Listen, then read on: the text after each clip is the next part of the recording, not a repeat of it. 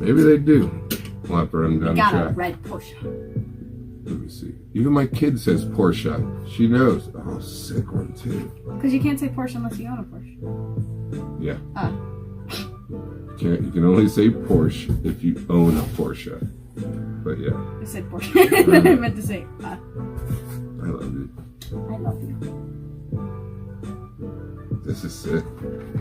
Check out this. Regulators, mount up. This is life. This is life. This is what I know. Too much television watching got me chasing dreams.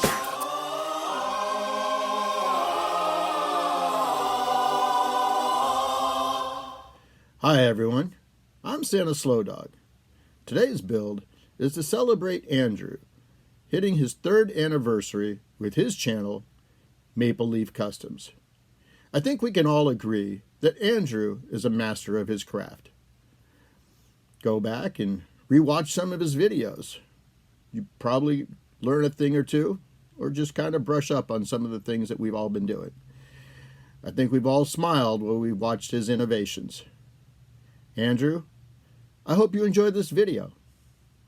I had a lot of fun putting it together. Hi everybody, and a warm welcome back to Maple Leaf Customs in Switzerland.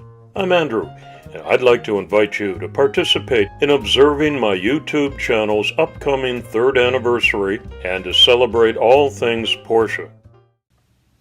I started with this Porsche 911 GT3.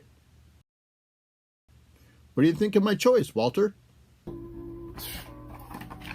One of the best Porsches they ever made.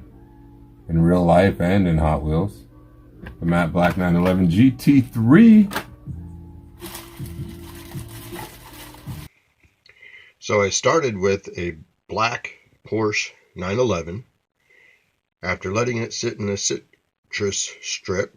Boy, that's a hard one for me this morning. I don't know why. Still have a little bit left in the jar here, so I'm getting a little bit more stingy with it. And so I've got that all ready to be cleaned up. And, you know, I really love these small little ice cream tubs. They're great for keeping all of my projects separate, right? And so all of the different parts go into each one. And I'm probably sure that the rest of you have multiple projects going at the same time. And I find it super easy to work on different projects. You know, one's drying, the other one I'm working on, and not mixing up all the parts by keeping them in there. Now, the problem is I probably got about 10 of those tubs filled with projects sitting around the house. But anyways, we're going to get this all cleaned up and take it to the next step. Okay, so if you remember how dirty the toothbrush was before, I got it all cleaned up. So my first step there was to wipe it down with a paper towel and then scrubbed it down in the sink with some Dawn dish soap. Not only did it get the car clean, it got the toothbrush clean. And you know, I have to tell you, I was out at the dollar store looking for another toothbrush because, well, you know, that one's seen a day. And I found this little Hot Wheel one. So, you know, when the time comes, I've got a brand new toothbrush ready to go. And then, of course, if you're working in the shop by yourself, you want to make sure you got all of your different first aid needs. And so I got a nice little Smart Care kit. Of course, I couldn't resist with the Hot Wheels on it.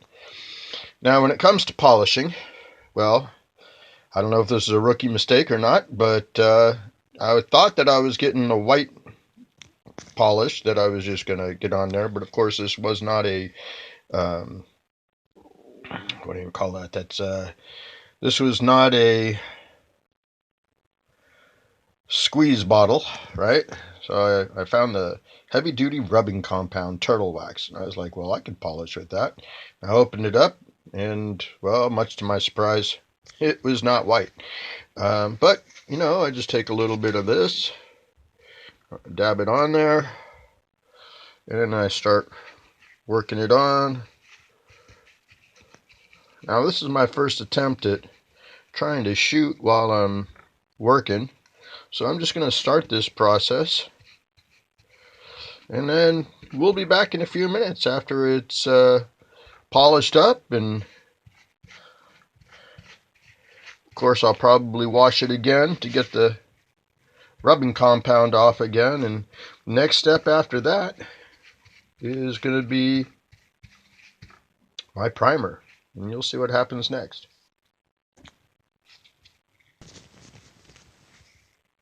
Okay, so I went ahead and used the turtle wax and polished it up, and then I washed it with a little Dawn soap again. Got all that off of there. Well, most of it. As you know, it's kind of hard. Sometimes you get it in the cracks and everything else. So before going and putting on my primer, last step here, probably a familiar sound to everybody, is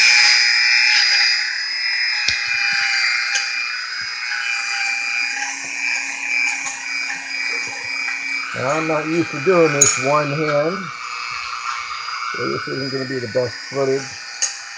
I have to figure out how to get this set up so I can be hands-free while doing this. So once again, just kind of taking you through my process. Hope I didn't make anybody seasick there. Okay, it's a wonderfully cold, windy day here in the Pacific Northwest. Now, this is the paint and primer that I normally use. So we're going to start putting on our first coat here.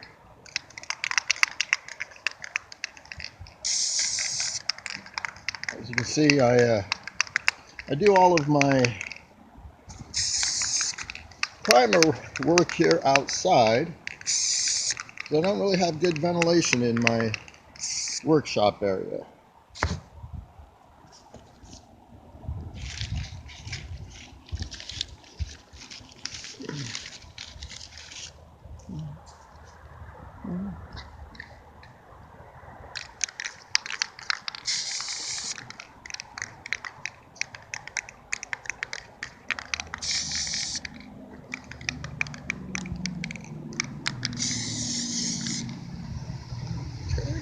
Don't want to get it too wet.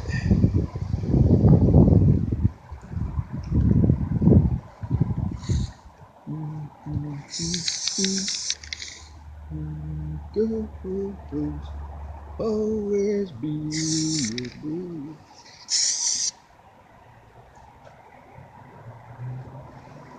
Okay.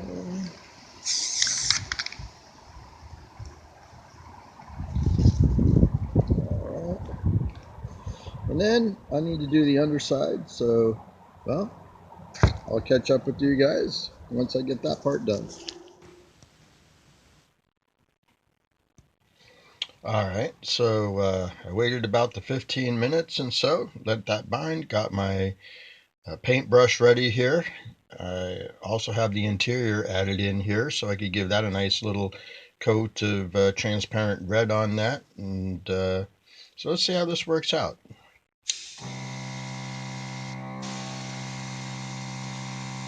Well,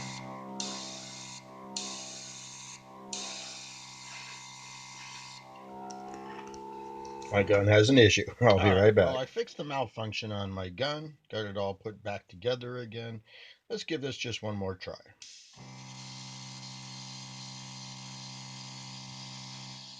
Giving it a nice light coat.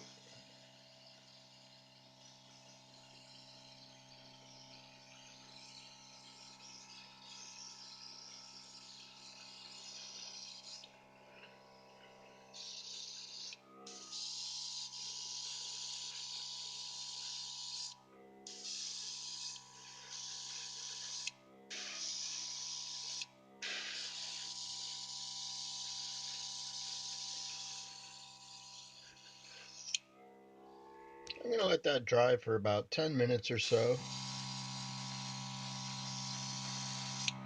And come back and give it another coat. Be right back. Okay, I gave it a little bit of time. I came back and gave it another coat. And the one thing that I just have to keep in mind is When you add red to black, you get brown.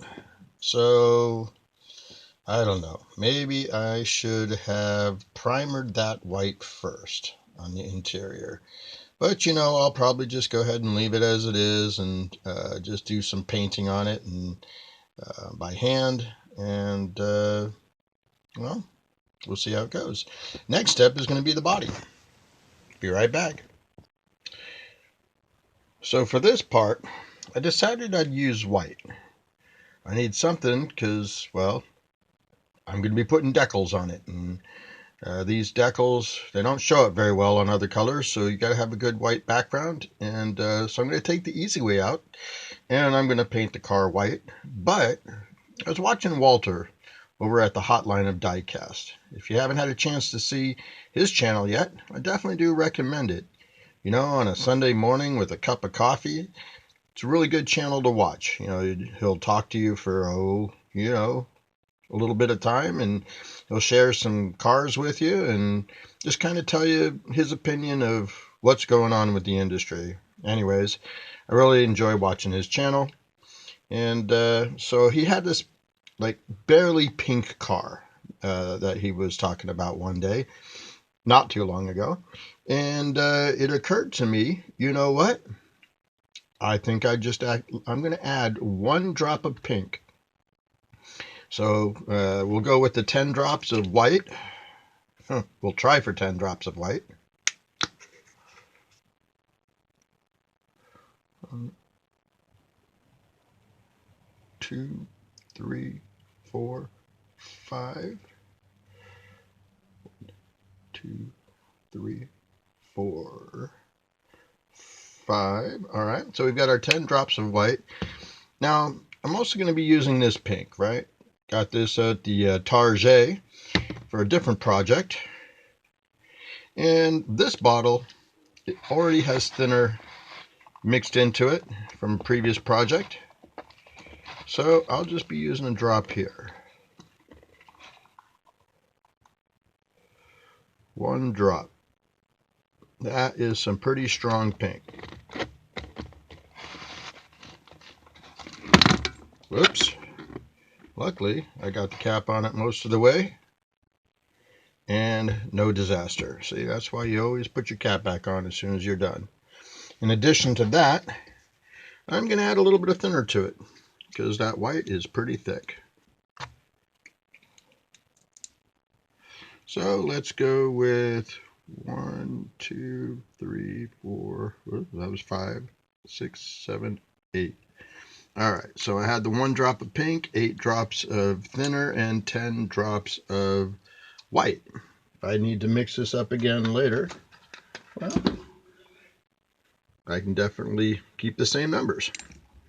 So now I'm going to go ahead and stir it up, and as you can see, it's getting a very slight pink tone to it. All right, so we'll be back again in about 10 minutes, and we'll get the first coat on the car.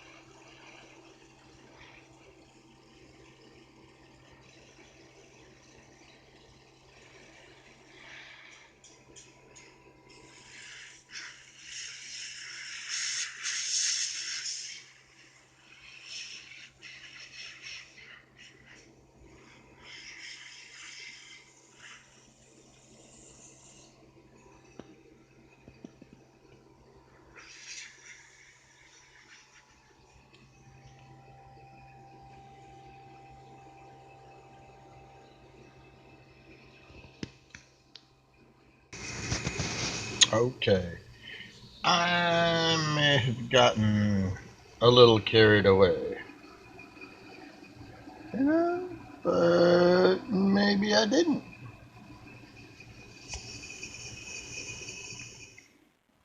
Okay, so we're getting pretty close to putting everything together. I did make some executive decisions when it came to the painting. I went ahead and primered the interior white and then just added some red striping here and there. Of course, the base is red, and I love those Samed wheels that I put on here.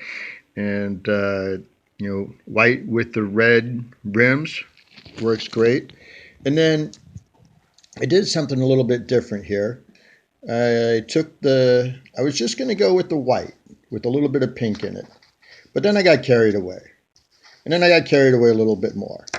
And so I ended up with solid pink on the back, going to a little bit of a gradient to the front. And you know what? In testing it out and putting it together, I really like it. So the next part I have to do is the decals.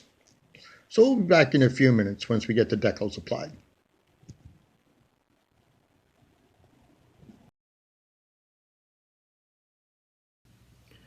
With the decals applied, I assembled it. Now the condition for this build is you have to pay it forward. So Walter, I have decided to send this to you to give to your daughter. Email me at santa.slowdog@gmail.com so we can work out the details.